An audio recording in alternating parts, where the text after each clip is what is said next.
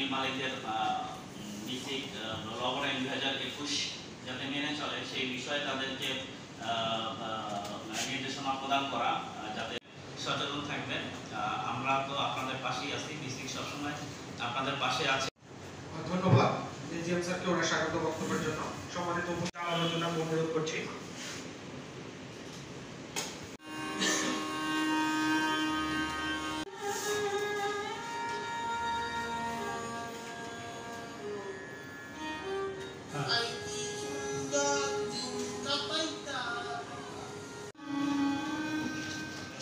আমরা যে মানুষগুলো হলে তার গর্ভজাত সন্তান আবার বিভিন্ন রকমের শারীরিক প্রতিবন্ধী, যেমন বোবা, তেরা পরিস্থিতি, আয়োজন, লবণ, অন্যান্য প্রাসঙ্গিক যে সমস্ত বিষয়গুলি ছিল সেগুলি উঠে আসছে।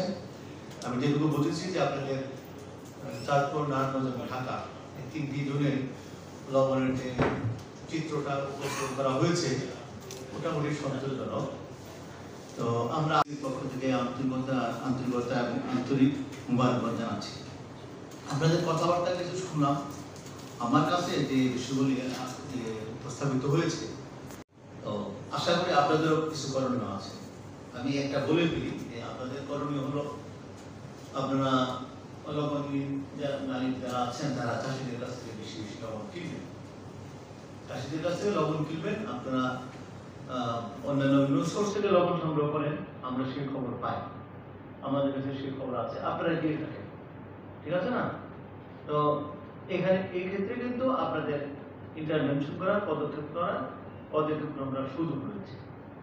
যদি চাষিদের কাছে আপনারা লবণ বেশি নেন, চাষিদের লবণের প্রাইসিং বাড়বে, তারা লবণ চাষ করতে উৎসাহিত হবে এবং আমাদের হিউজ যে জনগোষ্ঠী আছে 4-5 লক্ষ লোক লবণ চাষের যে সম্পৃক্ত আছে তাদের উপকৃত হবে, তারা প্রান্তিক এলাকার জনগণ, তাই না? সুতরাং এই বিষয়ে আমাদের দায়বদ্ধতা আছে, আপনাদের দায়বদ্ধতা আছে।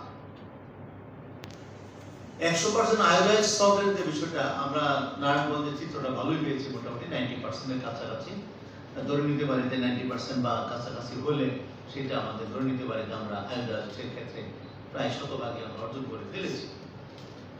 তো যে কয়েকটা প্রতিষ্ঠানই পেলাম, কাশীপুর, নারায়ণগঞ্জ সল্ট, প্রগতি সল্ট, আশা সল্ট, গরিবে নওয়াজ, আল আমিন, শাহিদা সল্ট, এই 5-7টা যে প্রতিষ্ঠানে পেয়েছি তাদের কিছু স্যাম্পেলে আপনার 30 থেকে 50% যে লক্ষ্যমাত্রাটা আছে সেটা অর্জিত হয়নি, কয়েকটা স্যাম্পলে পাওয়া গেছে।